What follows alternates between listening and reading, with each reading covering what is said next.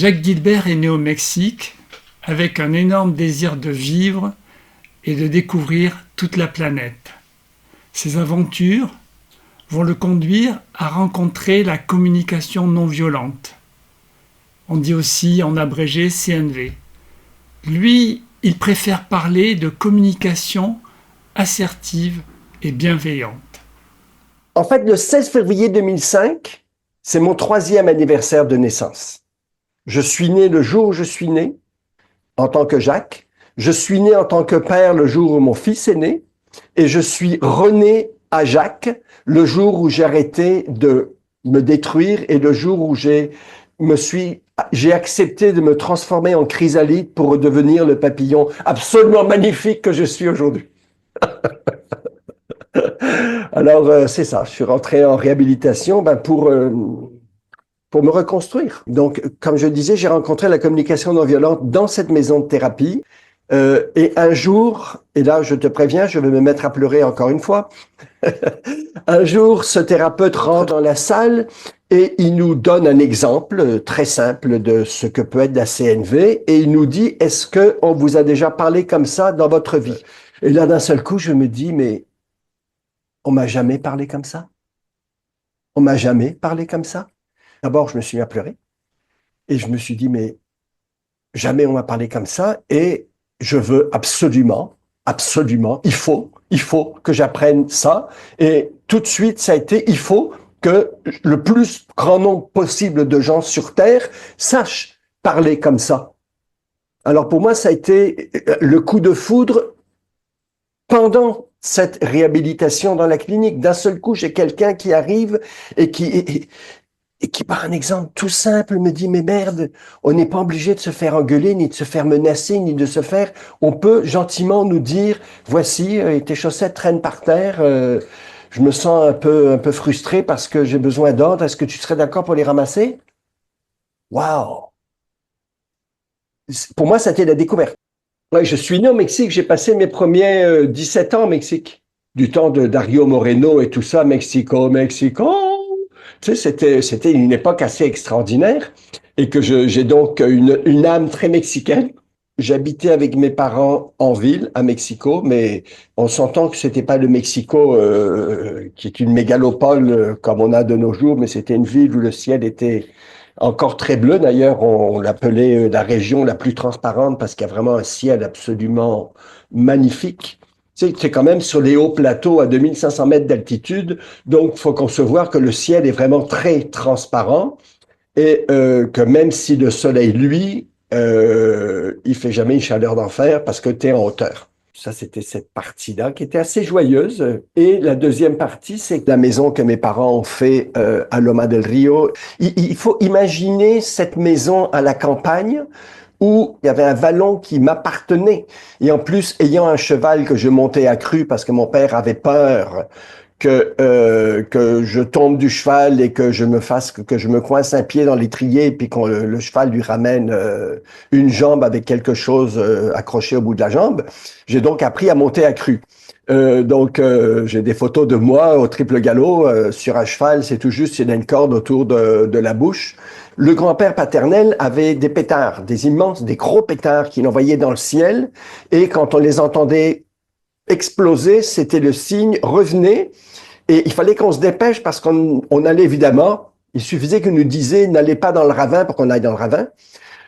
Donc il fallait se dépêcher de revenir à la maison parce qu'on voulait pas qu'ils sachent que on était trop loin. Alors oui, non, c'était le monde m'appartenait, je veux dire effectivement.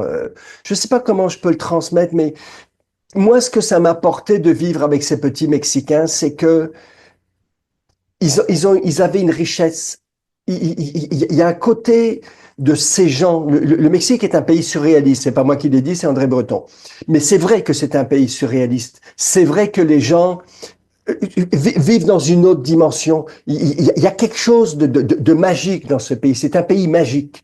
C'est un pays magique. C'est un pays magique autour de toi. Il faut le vivre pour se rendre compte à quel point on est ailleurs. C'est vraiment, on est ailleurs. Les gens sont tout le temps en train de rigoler, sont tout le temps en train de sourire. Tu peux pas aller voir une marchande et lui dire donne-moi un kilo de tortillas sans faire une plaisanterie puis qu'elle te sourit. Il y a quelque chose qui se passe. La fin de semaine, j'étais là et à 30 kilomètres, on allait au lycée franco-mexicain. Donc, et ça, c'est quelque chose qui m'est resté. Cette capacité de, le matin, jouer avec des petits paysans mexicains et puis être plongé dans leurs histoires, dans leur, je dirais, dans leur culture. Et l'après-midi, me retrouver avec les fils des ambassadeurs de tel ou tel pays et puis changer le monde. Mais c'était le même Jacques. Je réussissais à passer de l'un à l'autre très facilement d'ailleurs. Beaucoup de bagarres avec les Mexicains parce que je leur soutenais que j'étais plus mexicain qu'eux, ce qui était peut-être un peu difficile à croire vu la couleur de ma peau. Non seulement j'avais beaucoup de liberté dans la campagne, mais les 3 mois de vacances scolaires, moi, j'ai parcouru le Mexique. On prenait un sac à dos, 2 ou 3 copains, puis on foutait le camp. Donc, j'ai connu Playa del Carmen où on a campé sur la plage pendant des jours et des jours. J'ai parcouru le Mexique en stop. Je me suis rendu jusqu'au bac. On m'a pas vraiment demandé mon avis. Le fait est qu'on m'a envoyé étudier en France. Puis, je suis allé passer le concours de l'école de tourisme à Nice. Et c'est évident que j'ai 1000 fois préféré vivre sur la Côte d'Azur que d'habiter à Paris, même si j'aimais bien Paris. J'étais occupé à découvrir. C'est quand même merveilleux. Imagine-toi, à 17 ans, tu es seul et libre, et puis tu as toute la Côte d'Azur qui s'offre à toi. Ce qui fait que la première année, l'école de tourisme, je l'ai complètement ratée. Hein. Moi, j'ai fait du stop entre Nice et Monaco et Cannes, entre Cannes et Monaco, dormant où on voulait bien m'accueillir et puis découvrant la France et les Françaises avec toute la fougue d'un jeune de 17 ans. Alors oui, c'était une première année assez merveilleuse. Et c'est en France que je me suis marié d'ailleurs. Mon seul et unique mariage et mon seul et unique divorce. Pour moi, je me concevais comme je voulais vivre dans plusieurs pays. Donc pour moi, la France était une étape. Une des choses que j'ai fait en France, il existait en ces temps-là un petit livre qui s'appelait le TIM, Travel Information Manual, dans lequel il y avait toutes les ambassades et tous les consulats en France, leurs adresses et leurs téléphones. Et j'ai passé des mois à écrire, donc à soumettre ma candidature pour immigrer dans ces pays. Le seul pays qui a daigné répondre, qui a une politique d'immigration, c'est le Canada. Et ma compagne était tout à fait ouverte. Tu sais, je me suis marié avec une fille du Beaujolais. Quelque chose qui n'était pas prévu, c'est qu'au bout de quelques mois, mon ex-épouse n'a pas du tout aimé le Québec. Donc, elle est repartie en France, espérant que je la retrouverais et ne sachant pas que j'allais tomber dans les yeux d'une fille absolument merveilleuse qui est devenue... je m'excuse, je vais avoir une petite poussée d'émotion qui est devenue la mère de mon fils. Donc, je l'ai pas rejointe en France, je suis resté ici. Et voilà, l'aventure québécoise a commencé, a commencé à ce moment-là. Et mon projet de vie, c'était de bouger. Moi, je suis arrivé ici, j'avais 23. J'ai vraiment eu des coups de pouce très importants qui m'ont permis de m'installer, on va dire, confortablement dans mon troisième pays finalement. Et puis, contrairement à d'autres, moi l'hiver, je me suis plongé avec joie. J'ai tout de suite compris que tu as deux façons de vivre l'hiver, où tu râles tout l'hiver et tu es très malheureux, ou tu t'achètes des patins, des raquettes, des skis, et puis des skis de fond, et puis tu en profites à planche, comme on dit. Et c'est le choix que j'ai fait. Il y a de l'hiver, il y a de la neige, et ben on fonce. Oui, je te dirais que depuis tout petit, si je regarde des photos, j'ai des grands yeux et puis j'essaie de tout découvrir. Ce qui m'a amené à être très excessif, ce qui m'a amené bon, j'en parlerai un petit peu, mais disons à tomber dans les paradis artificiels parce que il m'en fallait toujours plus. Il me faut toujours plus. Oui, découverte, exploration. Tu sais, sur mon cheval au Mexique, j'étais toujours en train de découvrir et d'aller me promener, puis d'aller voir, puis de pousser les limites. Et puis, j'ai fait quelques conneries comme ça dessus où j'ai risqué ma vie parce que j'allais au-delà de ce que j'aurais dû pouvoir faire, mais il fallait que j'aille voir, il fallait que j'aille voir. Alors oui, puis j'aime la vie. C'est à peu près. Écoute, on est là pour vivre. Puis oui, je suis quelqu'un de foncièrement heureux qui a cette capacité, peut-être, je dis pas que je suis tout le temps heureux, et en même temps, j'ai cette capacité de voir rapidement, ah, regarde, oui, ça va mal, et en même temps, regarde, il y a ça qui est beau. Tu sais, je me promène dans les rues de Montréal, dans des ruelles parfois avec mon appareil photo, et ce que d'autres trouveraient laid, j'ai réussi à trouver, je me fais penser un petit peu à Baudelaire avec la charogne. Je réussirai à trouver une charogne belle. Je suis resté ici un an. En un an, je me suis séparé, j'ai rencontré la mère de mon fils, et on s'est rapidement dit, ah ben tiens, on va partir au Mexique. Là-bas, on a travaillé comme, moi j'ai travaillé comme mannequin. Ça me fait rire parce que j'étais mannequin exclusif pour Cacharel à Mexico. Il fut un temps où j'avais la gueule pour faire ce genre de choses. Oui, ça peut être très, très grisant, mais c'est un petit peu vide. Et puis, c'était pas tellement intéressant et on a décidé de revenir. Je pense qu'on s'est retrouvé ici en 81. Donc, on a passé à peu près 2 ans au Mexique. Alors oui, c'était un retour assez intéressant parce que là, c'était dur. Ça, j'avoue que cette fois-là, c'était dur. Tu sais, se retrouver avec une compagne enceinte dans un petit studio dans lequel on bouffait des lentilles et des haricots parce que c'est à peu près tout ce qu'on pouvait se payer. Alors, on a passé quelques mois, c'était pas évident. Et en même temps, c'est un peu fou parce que quand on a conçu mon fils, on n'avait rien. Et parce qu'on l'a conçu très consciemment, et je peux même dire qu'on sait exactement, quand on a fini de faire la chose, on s'est regardé, on a dit, tiens, on vient de faire un enfant. Et, euh, et on s'était dit, mais quand on n'a rien, on peut rien perdre. Et tout ce qui peut nous arriver, c'est qu'on va avoir quelque chose. Alors, c'était vraiment l'optimisme délirant, tu vois. On s'est dit, si on avait une job, on pourrait la perdre, mais là, on n'en a pas. Donc, tout ce qui va arriver, c'est qu'on va en avoir une, effectivement. Quand elle a couché, on avait tous les deux un travail. Je suis resté ici malgré mon désir de rouler ma bosse, parce que quand je me suis séparé de la mère de mon fils, j'avais deux choix. J'avais le choix de je fous le camp et je la laisse se démerder et s'occuper du fils tout seul, ou je reste et je prends soin, je suis présent auprès de mon fils et j'ai choisi la deuxième option. J'ai décidé de rester en me disant que je serai là jusqu'à ce qu'il ait 18 ans et qu'éventuellement il quitte la maison. Sauf il a quitté la maison, il en avait à peu près 26. Et je dois avouer qu'en ce moment, depuis quelques années, je regarde le Mexique avec grande envie et j'explore et je caresse la possibilité de retourner m'établir là-bas. À peu près les 20 premières années de ton fils, tu restes beaucoup au Québec, tu continues dans le tourisme. Oui, Ouais. Qu'est-ce qui oui. se passe par ailleurs? Ben, disons que ça a été par ailleurs, ben, écoute, il s'est passé beaucoup de choses.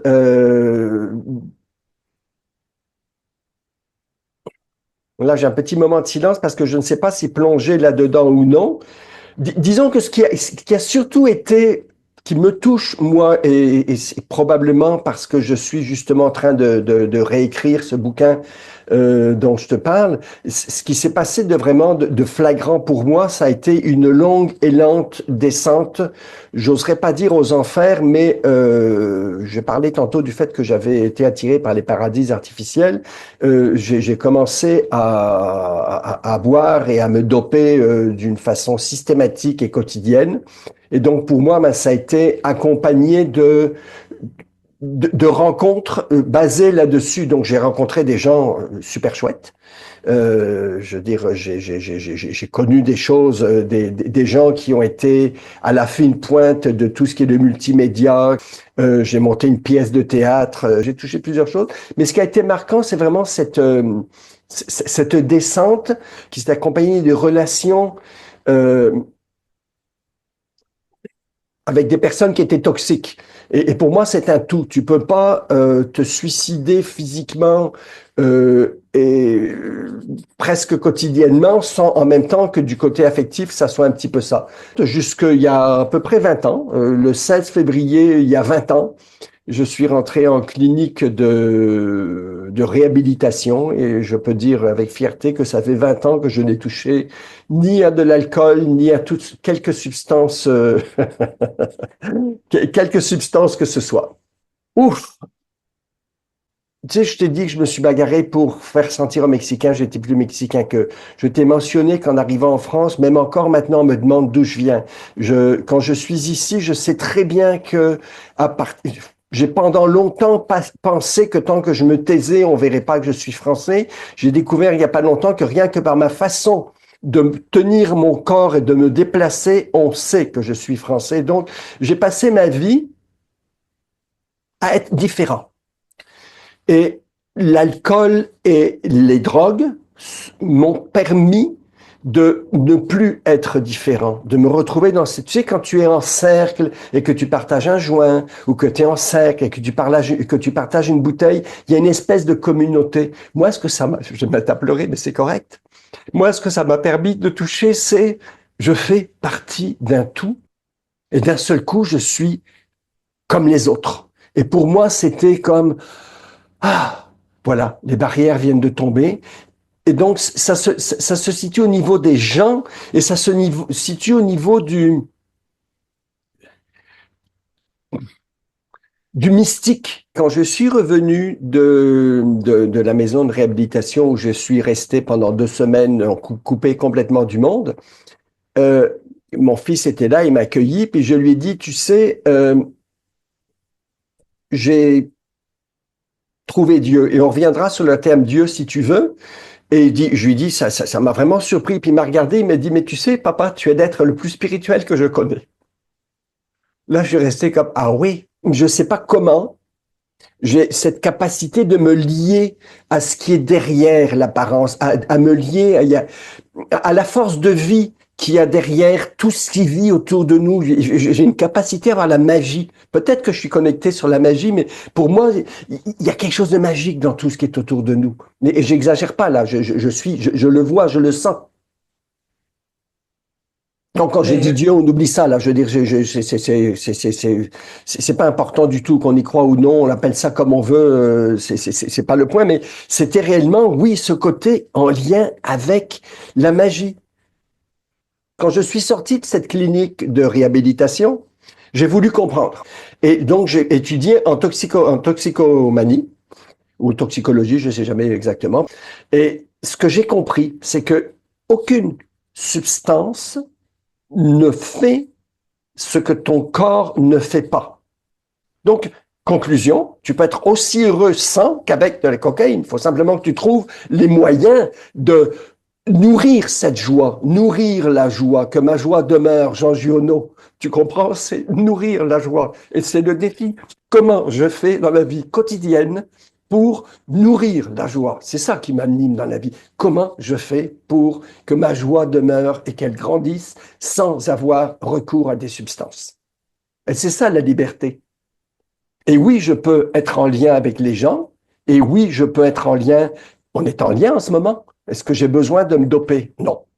Ce qu'il y avait d'extraordinaire avec cette clinique, c'est qu'elle a été fondée par un ex-toxicomane et que tous les membres du personnel sont des ex-alcooliques. Enfin, je ne devrais pas dire ex, sont des alcooliques et des toxicomanes qui ne consomment plus. Donc, ce qu'il y a de merveilleux, c'est que quand le gars en face de toi te dit «je comprends», il comprend. Moi, mon thérapeute personnel qui est malheureusement décédé, c'est un gars qui était prof dans une des plus belles universités de Montréal, à l'université McGill, et qui, à force de consommer, s'est retrouvé à fouiller dans les poubelles. Il a tout perdu et il est retourné sur les bancs d'université à l'âge où les gens prennent leur retraite. Il est devenu thérapeute. Alors, quand il me disait, tu sais, je comprends de quoi tu es en train de me parler, je savais pertinemment qu'il savait de quoi j'étais en train de parler. Derrière moi, j'ai une file de croix de gens, d'amis, de copains qui sont morts parce qu'ils n'ont pas arrêté, parce qu'ils ont bu à en mourir. parce qu'ils se sont dopés à en mourir, parce qu'ils ont eu des accidents, euh,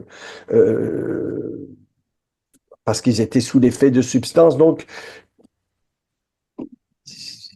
je suis un survivant, on est tous des survivants, mais à ce niveau-là, oui, je suis un survivant parce que j'ai eu de la chance.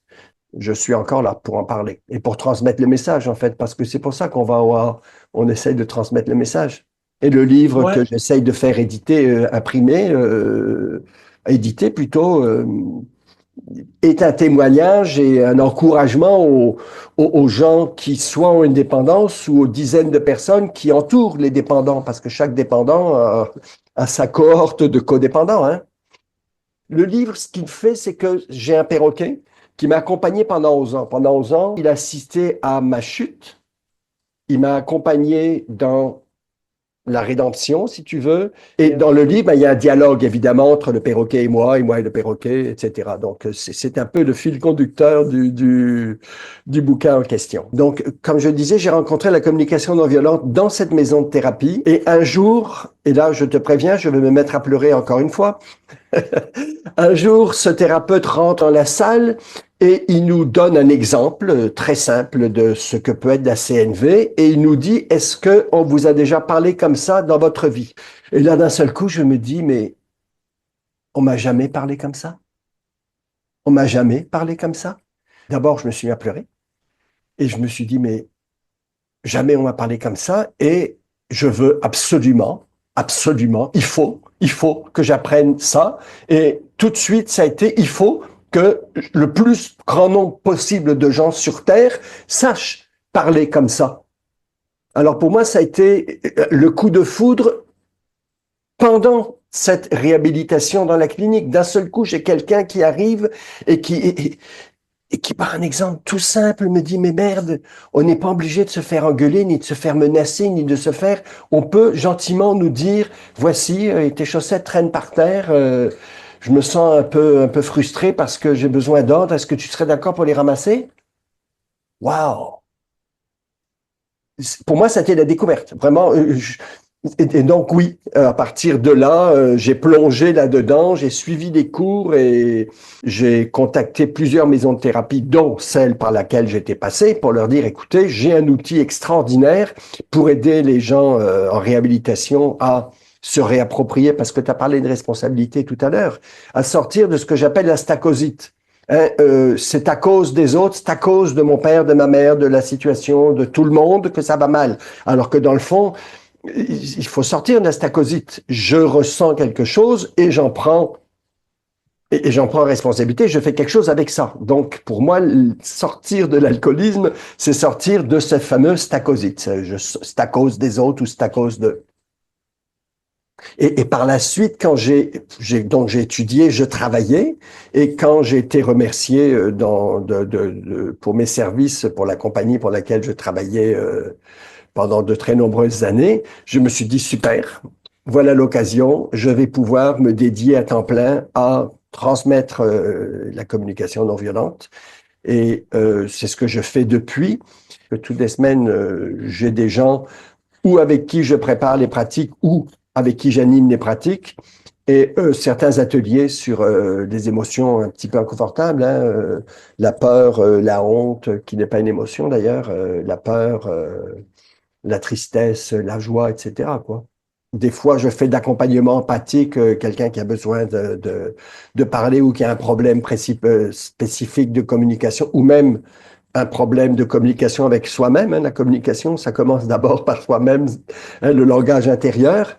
Et très rapidement, écoute, ça fait à peu près, puisque ça fait 20 ans que que je suis passé par la maison de thérapie, je peux dire que ça fait à peu près 18 ans que je pratique la communication non violente, que je l'enseigne, que j'ai monté des ateliers, que je suis, que je m'informe, que je suis des formations, que ce soit en ligne ou bien très régulièrement. D'ailleurs, il y a des formateurs que j'aime beaucoup, que je trouve en ligne, que ce soit en français ou en anglais. Et donc, je me suis rendu compte que non seulement je pouvais l'appliquer au milieu familial, au niveau des amis, mais que dans le domaine du travail, Et pour moi, c'est là que ça a été réellement très intéressant. C'est de me dire, OK, c'est bien beau là de parler d'émotions, mais est-ce que je peux parler d'émotions dans un milieu de travail et dans un milieu de vente, dans un milieu compétitif? Et je me suis rendu compte que oui, absolument. Et je vais te donner un exemple qui, moi, m'a frappé. Je travaillais et j'étais ce qu'on appelle commercial. Donc, je représentais une compagnie d'assurance voyage, la plus grosse compagnie d'assurance voyage au Canada. Et on est distribué à travers les agences de voyage. Et j'avais des clients qui avaient signé des contrats d'exclusivité comme quoi ils auraient des taux préférentiels avec nous et que je ferais la formation pour eux. Donc, je rentre dans cette agence et je vois à ma grande surprise sur le bureau des agents des petits dépliants d'un compétiteur. Alors, dans un monde avant d'avoir rencontré la CNV, je serais rentré dans le bureau du directeur et j'aurais tapé sur la table en disant, mais qu'est-ce que c'est que ça? C'est inconcevable. Vous avez signé un contrat d'exclusivité. Vous n'avez pas le droit de faire ça. Si ça continue comme ça, je vous enlève vos privilèges. Ce qui m'aurait probablement amené à me faire foutre dehors un coup de pied au derrière parce que il était quand même chez lui. Et je me suis dit, OK, CNV, que vais-je faire? Alors, je me suis dit, je suis allé le voir. On a parlé d'abord au Québec. On parle d'abord comment ça va, comment vont tes enfants, est-ce que tu continues à faire du vélo, comment va la santé, etc., etc. Et quand arrive le sujet, je dis, écoute, tu sais, je suis rentré voir tes agents, puis écoute, j'ai vu, observation, sur leur bureau, des pamphlets de mes compétiteurs. Tu sais, quand je vois ça, il y a quelque chose en moi là qui se resserre. Tu sais, il y a quelque chose d'attristé en moi, parce que pour moi, le respect des engagements, c'est quelque chose de très important. Et je te jure, Christian, qu'il m'a regardé, qui m'a dit, mais tu as parfaitement raison. C'est absolument inadmissible. Alors, j'avais pas dit que c'était inadmissible. C'est absolument inadmissible. Il dit, je me sentirais exactement comme toi. Je vais leur dire d'enlever ça. Alors là, écoute, j'avais même pas fait ma demande. Parce que ma demande, ça aurait été, écoute, est-ce que tu serais d'accord pour leur dire ou pour faire une réunion pour qu'on puisse rajuster le tir? Et c'est venu de lui. Et j'étais comme, waouh, on peut, dans un milieu de travail, dire à quelqu'un, je me sens attristé parce que pour moi, le respect des conventions, c'est quelque chose d'important. Pour moi, là, c'était la preuve que oui, ça fonctionne et que oui, on peut l'appliquer dans le domaine du travail. Donc, ça n'a fait que me renforcer dans cette volonté de le mettre en pratique, de m'en servir. J'aime pas le terme m'en servir parce que c'est comme si c'était un outil de le vivre en fait, parce que j'ai également fait l'expérience de m'en servir, de me dire voici le processus et donc je vais l'appliquer et la réponse de la personne à qui je me suis adressé a été très virulente. Elle m'a dit ce que tu me dis là c'est de la bullshit. Dans le fond je vais le dire en français, t'es vraiment en colère parce que j'ai pas accepté de faire telle affaire. Et sur le coup ça m'a surpris. Je me suis dit mais elle a raison. Elle a parfaitement raison. J'ai utilisé les mots, mais j'ai pas utilisé l'émotion. Et ça, elle s'en est rendue compte. Et ça, elle a senti que j'étais pas connecté, que c'était pas vrai ce que j'étais en train de dire. Alors oui, moi, ça m'a vraiment. Et l'autre point que j'ai trouvé pour lequel, pour moi, c'était très porteur, je t'ai mentionné plus tôt que mon fils était parti de la maison vers l'âge de 26 ans. Peut-être qu'il est parti un peu plus tôt. Et suite à ce séjour en clinique, à un moment donné, je me rendais bien compte que sa présence à la maison commençait à être gênante. Et j'ai utilisé le processus de la CNV pour lui demander de partir de la maison. Et quand j'ai fini ma demande, il m'a serré dans ses bras, alors que j'étais en larmes parce que je trouvais ça très difficile de dire à la personne que j'aime le plus sur Terre de partir pour le bien de notre relation aux deux. Il m'a dit, mais papa, mais tu as fait ton travail parfaitement bien, je comprends ce que tu me demandes et ne t'inquiète pas, je vais me trouver un logement, j'ai d'ailleurs quelques options disponibles. Alors, pour moi, c'est un processus, cette communication non violente qui est extraordinaire. J'ai décidé que j'allais faire de la CAB, de la communication assertive et bienveillante. là-dedans. Il y a une question d'assertivité qui pour moi est importante parce que Ah il oui, faut quand même être capable de s'affirmer et de dire. Tu vois, quand je donnais l'exemple de cette compagnie où je suis rentré, j'avais quelque chose à affirmer. Je veux dire, ce que tu es en train de faire, c'est pas correct. On a un contrat d'exclusivité. Donc, mais je tiens à ce qu'il y ait cette bienveillance. Voici, j'affirme et en même temps, j'accueille ce que toi, tu peux ne pas être d'accord avec moi. On sera déjà d'accord sur une chose, c'est qu'on n'est pas d'accord, ce qui est déjà un très bon terrain d'entente. Mais il y a plusieurs choses qui m'animent. D'abord, il y a un désir de vivre. Ça, c'est basique. Il y a pour moi quelque chose, c'est du domaine de la contribution. Euh, Je continue à aller dans les groupes de A parce que je sais que ma présence et que les fois où je prends la parole, ça montre aux autres qu'on peut s'en sortir. J'écris ce livre-là parce que je me dis que ça peut aider les gens, que ça peut contribuer à faire. En fait, j'ai un petit peu cette folie d'enfant, d'ado.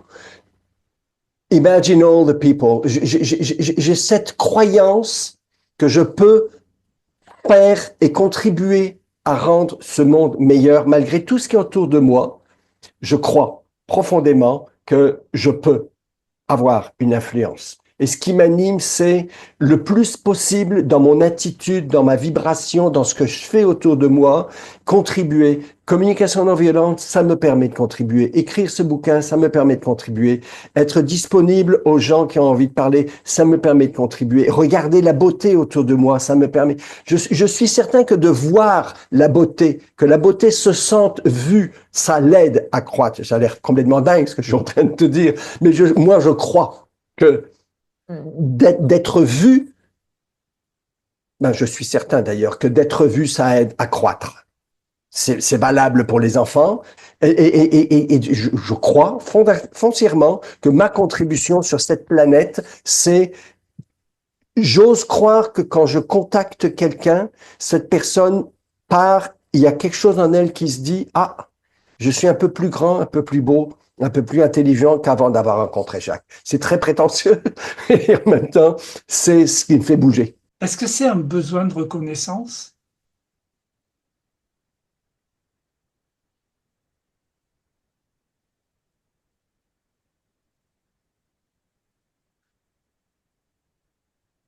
Je, OK, il y a une part de reconnaissance, de besoin de reconnaissance, et derrière ce besoin, parce que ce besoin de reconnaissance, que nourrit-il? Est-ce que c'est juste un besoin de reconnaissance qui, dans ce cas-là, puis je vais rentrer très techniquement, ne serait qu'un besoin chez l'autre? J'ai besoin que l'autre me reconnaisse. Mais si j'ai cette reconnaissance, c'est très intéressant comme question. Si j'ai cette reconnaissance, qu'est-ce que ça nourrit en moi? Et je te dirais que